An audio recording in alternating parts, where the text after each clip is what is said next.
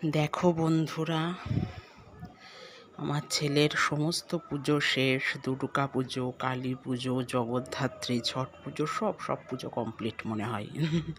কিন্তু ওর বাজি ফাটানো এখনও কমপ্লিট হয়নি। এত বাজি হয়ে গেছে যে এখনও ফাটাচ্ছে। ওর বাবা এনে দিয়েছিল, মামারা দিয়েছে প্রচুর বাজি। তা সেই বাজি আবার আজ গিয়েছি ছাদে। ছোটো মানুষ তো প্রতিদিন বিরক্ত করে বাজি থাকলে, ফাটাবো কবে বাজিগুলো ফাটাও। তা আজকে ওর বাবা নিয়ে গেছে ছাদে, নিয়ে সব ফাটাচ্ছে। রং মশাল, চরকা, আরও ঘটবাজি ছিল, সব ফাটাচ্ছে। দেখো, বাজি ফাটানোর শেষ হচ্ছে না। সমস্ত পুজো শেষ হয়ে গেছে কিন্তু বাজি রয়ে গেছে, এত বাজি। পুজোতেও ফাটিয়েছে, কালী পুজোতে ফাটিয়েছে, ভাইফোঁটার দিন ওর দিদিয়া এসেছিল, দিদিয়ার সাথে ফাটিয়েছে, তাতেও শেষ হচ্ছে না, এত বাজি হয়েছে। তো এখন ছাদে এসে ছাদেও ফাটাচ্ছে ও আর ওর বাবা। দেখো, আর আমি তো ভীষণ ভয় পাই বাজিতে। বাজি মানে ভীষণ ভয়, ছোটোবেলা থেকে একদম বাজির ধারে কাছে ঘেঁচতাম না, এখনও তাই।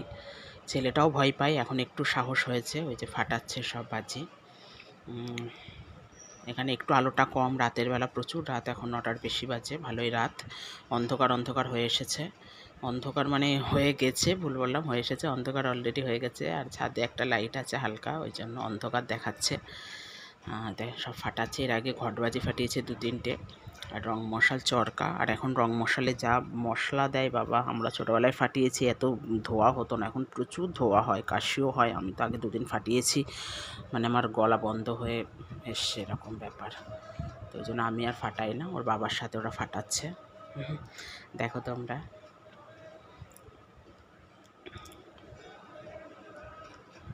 অনেক বাজি ছিল ওর, সব ফাটাচ্ছে।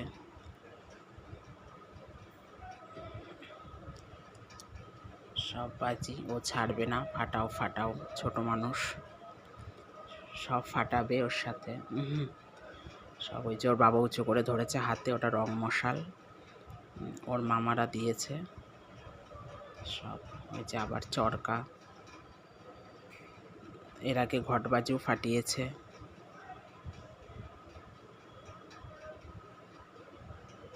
চরকা ফাটাচ্ছে,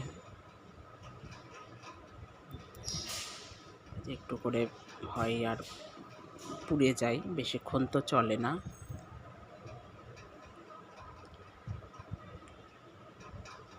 চলো, টাটা।